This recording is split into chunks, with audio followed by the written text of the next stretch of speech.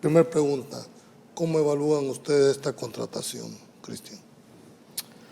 Híjole, vamos a ver, don Julio. Por un lado, nadie niega los atestados que tiene el Bolillo, un entrenador al que todos los que nos dedicamos a esto lo ubicamos, lo conocemos.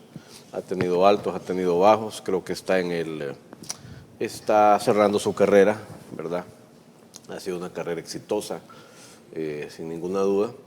Pero probablemente llega, al igual que como llegó a Honduras hace algunos años, con el tiempo y con muchas circunstancias en contra, ¿no? En ese sentido, tendrá él que exhibir una gran capacidad para transmitir en tiempo récord su idea de juego, lo que él quiera del grupo, y va a tener que someter a la selección a un tratamiento de shock, porque en cosa de 2 o 3 meses habrá que ganar o habrá que matar o morir en los partidos contra Anguila y contra Surinam. Así es que yo, más que calificarlo a él, creo que pudo haber sido cualquier otro entrenador, nacional, colombiano, argentino, lo que usted quiera, pero cambiar entrenador a estas alturas, con estas condiciones, es riesgoso, ¿no? Si el riesgo se ve disminuido por la capacidad que él tiene, es que aquí el problema es el tiempo. Esa es la variable, tiempo. Esa es la variable. Así es. Mauricio, ¿crees tú que va a implementar cambios en la selección a corto y mediano plazo? Porque, como bien lo dice Cristian, estamos a 2 meses de enfrentar el primer partido. Es que es muy difícil el tema de volver de conocer al jugador, primero de conocer el medio.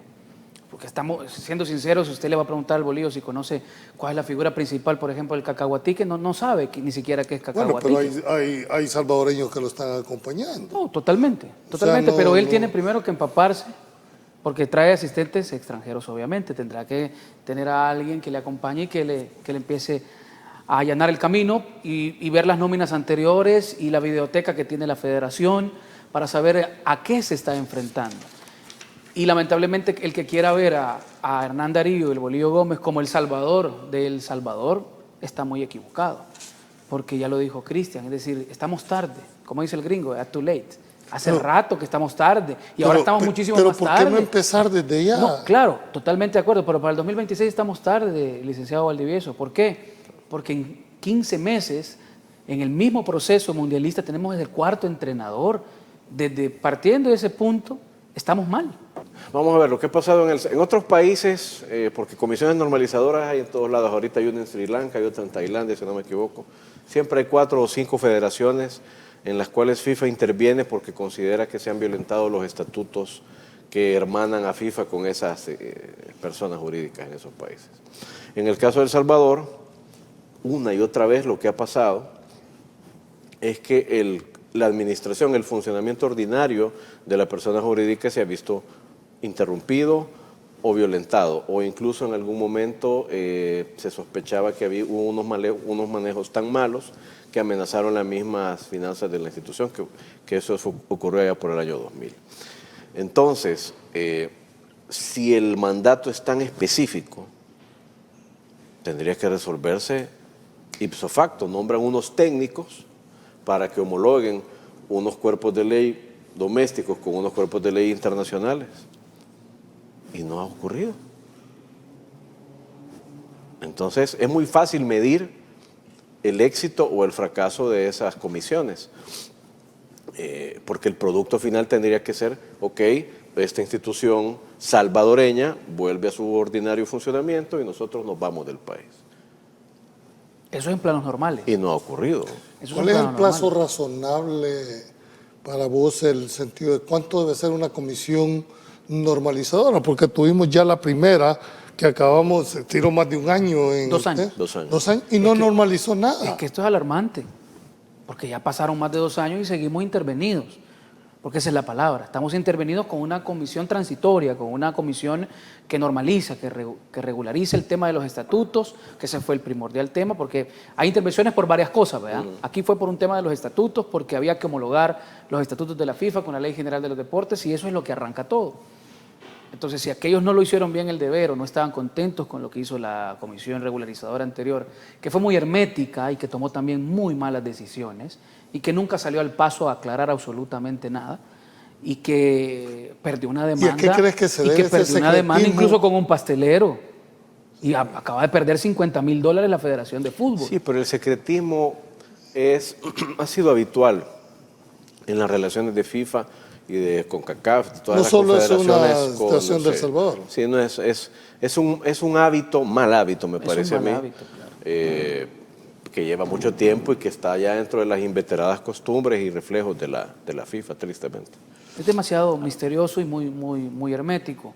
Lo mismo que está pasando con esta misma comisión, ¿no? Hay cosas que de repente uno quisiera saber, porque hoy por hoy seguimos preguntándonos por qué se fue Dóniga.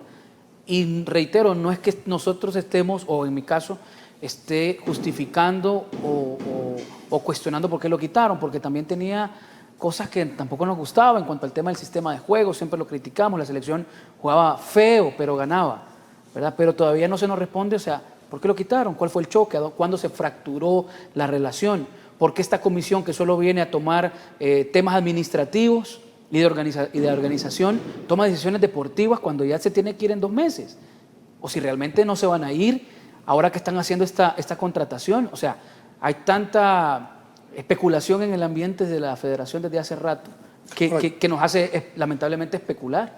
Tenemos que entender que esto es un negocio. El fútbol de selecciones es un negocio y es del cual vive la FIFA ya lo vas planteando, y toda su debe de federación. Es un negocio.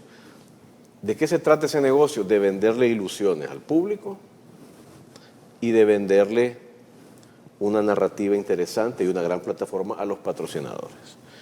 Y es muy difícil que un patrocinador te compre un espacio en una camisa o te compre una valla o que un aficionado te compre una entrada si tú le hablas con la verdad. Porque lo que hay que vender es fantasía, ilusión, patriotismo, lo que ustedes quieran.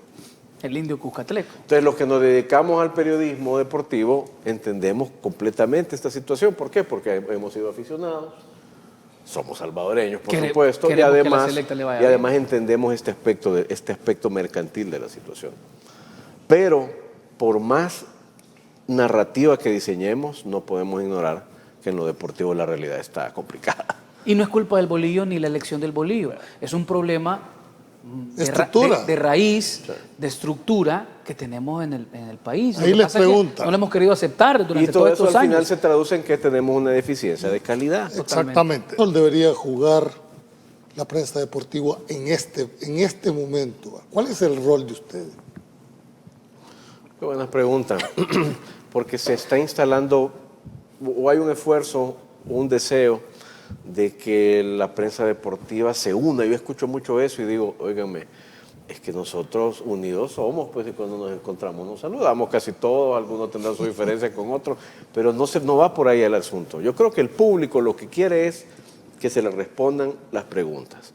Entonces nuestra tarea es trasladar las preguntas. Si no las responden, insistir. ¿Cuáles son las preguntas? Desde lo más profundo.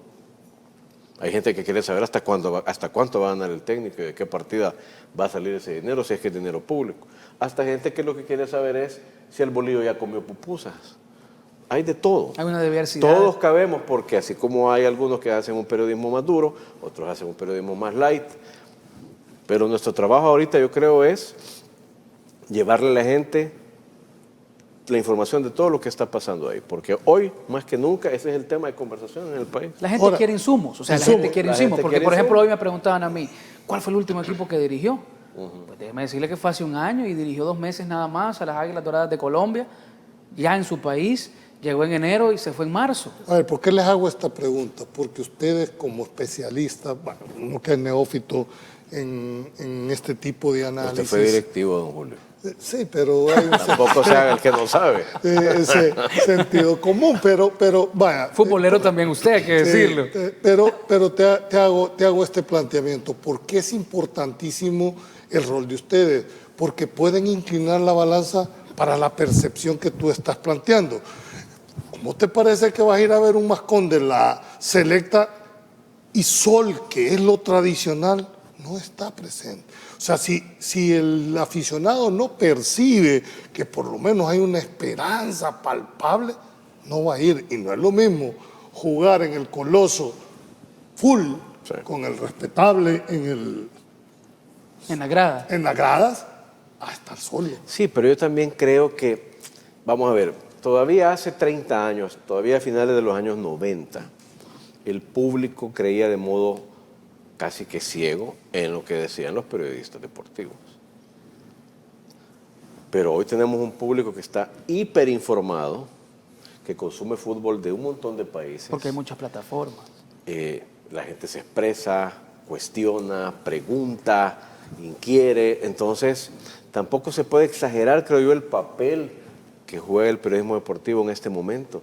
Porque incluso hay aficionados que son productores de contenido periodístico, que son productores de contenido deportivo. Entonces, yo creo que, insisto, nuestro papel ahora es producir tanta información como se pueda, llevar tantos insumos como se pueda, para que el público se forme una opinión. No hay dinero. Sí. Nadie va a los estadios. O sea, ¿de dónde? Pues este tema es un círculo, sí, porque tú te debes de recordar. Lo que pasa es que la gente elige a dónde ir. Es decir, en esta época que hay tanta forma de poderse distraer y de tener un esparcimiento de varias situaciones, a la hora del fútbol la gente también elige qué partidos ver y a qué partidos asistir. O sea, no puede ir la gente a todos los partidos. Y este no va a estar tan bueno, después viene otro mejor partido, a este sí vamos a ir. Como la selección no es de siempre, por eso la mayoría de veces tenemos una muy buena cantidad de público en el estadio, pero también depende del rival que nos visita. Es decir, viene Anguila, viene Bonaire, lo vimos el otro día, no había mucho público. Después nos sorprendió que no andando tan bien o no jugando tan bien, el patriotismo los termina impulsando a ir a apoyar a su selección, porque la mayoría de los aficionados son muy críticos y saben a dónde estamos. Hay unos que escriben y lo hacen a veces hasta por molestar, ¿verdad? Pero hay unos que son críticos y saben, no tenemos nada, pero vamos porque es nuestro país, es nuestro fútbol. Me estás diciendo que depende del rival, así va a ser el lleno del estadio. Es que no es lo mismo que venga México a que venga Bonaire. Viene México, bueno, viene Estados Unidos, con Sergiño Dez, la gente, Christian Pulisic no vino, ¿verdad? Pero era un jugador que todo el mundo estaba esperando. Juegan en la Premier, juegan en España, juegan en Italia. Son figuras que la gente ve fin de semana en las 3, 4 principales ligas europeas. Y los vas a ver en el estadio Cuscatlán. Bueno, vino Messi y el estadio estaba abarrotado. Con unos precios. Y no valía 5 centavos la entrada. Si la gente se queja aquí porque una final, si aquí la gente se queja que por una final vale $12, el Sol General, y pagaron 200 por ir a ver a Messi en el Sol General, entonces ahí estamos de acuerdo que la gente elige qué ver. Y si quieren, pueden. Y me queda claro que en este país hay plata, porque el estadio estaba lleno. Pero ahí dicen, no hombre, ¿cómo vamos a ir al estadio si bien caro se dan las entradas a Sol General? Pero vos estás planteando totalmente $200 por ver a Messi en Sol General. Sí. Yo no iba a comprar una entrada. Yo tuve la oportunidad de estar ahí por narrar el partido. Pero vos lo hubieras pagado. Yo no lo hubiera pagado. A pesar de que... Es más barato una entrada en un estadio de la Liga Española. Te puede costar hasta 60 euros o 100 euros o menos. Yo creo que la industria, el producto, como sea que le queramos llamar a esto, que se genera alrededor de la selección nacional y que tenemos ya bastante rato de no verlo, yo creo que la última vez que le dimos un poco de destello a este tema fue para la eliminatoria mundialista de 2010. Carlos de los Cobos. Fue la última vez. ¿Quién estaba en la federación? Rodrigo Calvo, que gozaba de la bendición del gobierno de aquel entonces, gobierno presidente ilegal de la federación. Gobierno de Tony Saca. Entonces, digamos que en aquel momento sí vimos cómo se alinearon algunas marcas fuertes, el gobierno y el público creyó fervientemente, ¿verdad? De hecho, yo creo que la federación sobrevivió algunos años a partir de las utilidades que tuvo en esa eliminatoria. Antes de eso tenemos que remontarnos a la época de los Torres, cuando también marcas potentes, el gobierno en un plano secundario, pero 2009 Carlos también, de los Cobos. Sí, pero no es algo que pase con frecuencia en el país. Se tienen que alinear los astros para que la empresa privada, la institucionalidad, no solo deportiva, sino política, y el público y los grandes medios de comunicación acompañen. Eso no es fácil, se necesita de entrada un tercero creíble que esté dispuesto a poner su espalda y su músculo financiero. Y eso es lo novedoso de esta situación, que no ha sido la empresa privada, que el que apareció primero ha sido el gobierno. Eso es lo que vuelve tan particular, tan singular mucho riesgo lo que estamos viendo. Mucho riesgo. Pues políticamente sí es riesgoso, pero no hemos venido a hablar aquí de política.